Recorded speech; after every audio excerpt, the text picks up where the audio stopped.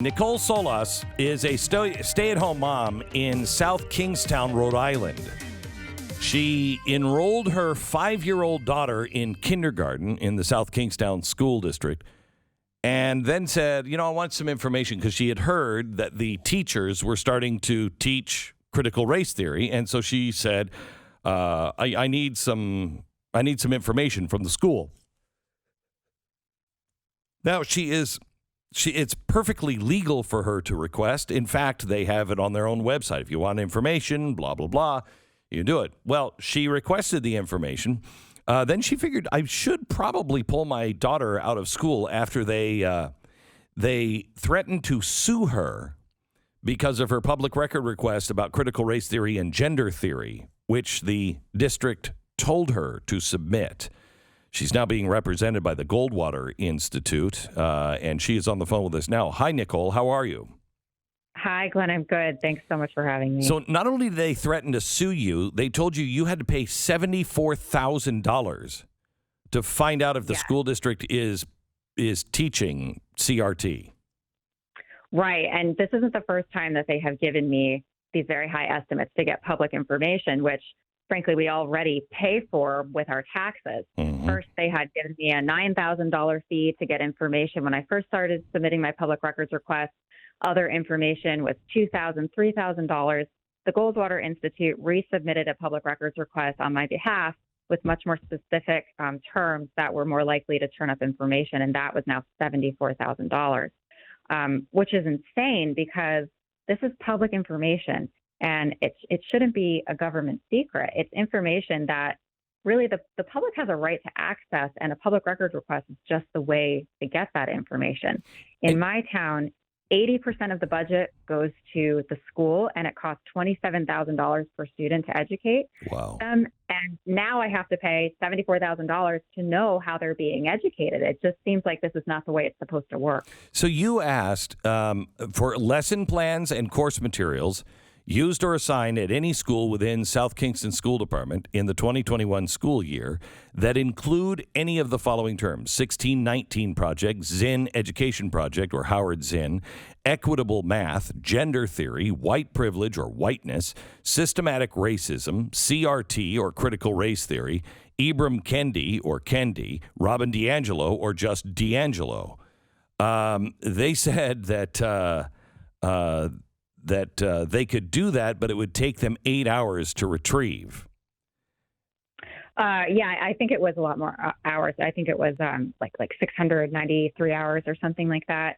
And that's, they have, under the statute, they can charge $15 an hour to compile and retrieve all this information, but it still has to be a reasonable fee. And when you're asking for lesson materials and instructional materials, that shouldn't have to be requested under the APRA, the Access to Public Records Act. These are not just public documents. These are lesson materials.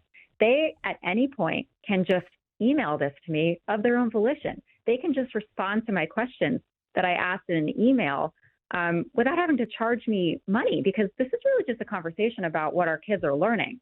So they're the ones that constrain me to this public record request process.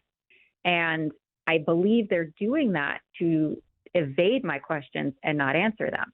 Now, what did you hear? That the teachers were incorporating all this stuff in? Well, the principal from the elementary school where my daughter would go, I've since pulled her out and placed her in private school, said that they integrate values of gender identity in every grade. And she said that they have a certain line of thinking about history that they teach children in every grade. And she told me this after I said, do you teach anything with anti-racism? And as we all know, anti-racism really just means racism or critical race theory. It's all the same thing. Right. So the principal told me that they do, in fact, teach these values. And when I asked, well, how exactly do you do it in every grade? They said that they have these common practices that they use. And when I asked, well, when did this common practice start? It was all non-answers. Either I don't know or let me get back to you. And then finally it was submit a public records request. So I know they're absolutely doing it. And I have tons of evidence that I've uncovered through these public records requests and with my own research showing that the school district believes that all white people are racist. I just found a document saying that, and that part of their goal is to have implicit bias trainings with students and teachers, and they're 100% committed to this, but they're not telling me exactly how. And so I want them to be completely transparent so that people can decide if they want to enroll their kids in this district or opt out of certain lesson plans. And we can finally engage in a robust public debate about the values of, critical race theory or anti-racism or whatever you want to call it. I tell you, you can file for a Freedom of Information Act, and you don't have to pay for it. I mean, it's again, on our time, on our dime. And you ask for all records of communications, including email communication to or from any South Kingston School Department official, principal, teacher, teaching assistant, counselor, or any other person from January 1, 2020 to the date of this request, which includes any of the following terms: 1619 Project, Zinn Education, Howard Zinn, Equitable Math, Gender Theory, blah, blah, blah, all of these things.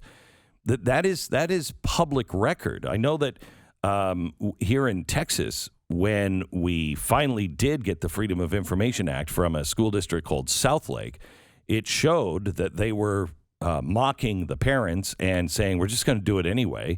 And one of them said, let's keep this information away from the parents. And two of the people went to jail over it. And nobody had to pay for that information because it came from a government source. Yeah, so the Freedom of Information Act is different from the Access to Public Records Act, which is a Rhode Island statute. And that Rhode Island statute carves out this $15 an hour fee that a public entity can charge you for. They can also charge you 15 cents per hard copy. But you're right that this information should not have to cost taxpayers money. They're already paying for the information just, by having the public entity do their job. So I think that that's going to be a point of contention, that it's not reasonable to have the $74,000 fee. And it's certainly not equitable for all of this talk that schools have about equity and everyone having equal access. I don't know how you justify that kind of fee just to know what your kid is learning, because it sounds like they're saying that only the extremely wealthy are privy to information about what their kids are learning. So what did the Goldwater people say, and what are you doing about this now? Right now, we're determining what our next step is. We're still talking about that, and I'm sure we'll make a decision soon on whether we want to go to court or if we want to take some other legal action. How is the community responding to you and the people in the school? Are they with you or against you, or is it split? I only have overwhelming support. I have parents and even teachers emailing me and thanking me for putting myself out there. I also get lots of tips from parents about what is being taught in school here. And it's sometimes hard to get verification. So if they say, oh, my kid had to do something with Black Lives Matter in class, and I'm telling you, I'm hoping you can do something with it, but they're scared to actually tell me the name of the class, the name of the teacher, the actual assignment, because they don't want to be retaliated against in the way that I was retaliated against. But, you can't just go out there and say something is happening and have, no proof. So people are still scared, but they are extremely supportive. Well, stay brave. This will only get harder if people like you don't stand up now. It's only going to get harder, and you most likely won't win in the future if we don't stand up now. I wish you all the best of luck. Is there anything that our audience can do to help you? I just want to reiterate what you said, that more parents need to start standing up to their school boards, and just to remember that school boards are made up of ordinary people. They live next door to us. They're our family members and our friends. These people are not working behind the Iron Curtain of the Kremlin yet. So we need to stand up to them now and let them know that we're not going to tolerate this indoctrination of kids in our school. Are you an activist? Would you ever see yourself doing stuff like this? No, I've never been politically involved. This only happened because I enrolled my daughter in school, and then they publicly threatened to sue me. So I had to respond publicly because they were trying to destroy my reputation publicly. They are getting so bold, so bold. Yeah. Thank you so much. I appreciate it. God bless. Thank you so much. You bet.